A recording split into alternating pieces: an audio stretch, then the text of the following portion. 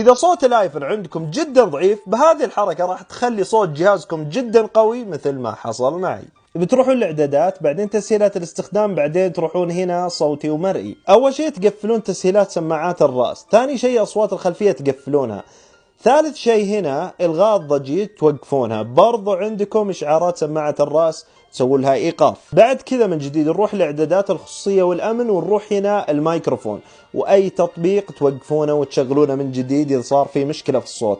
بالتوفيق.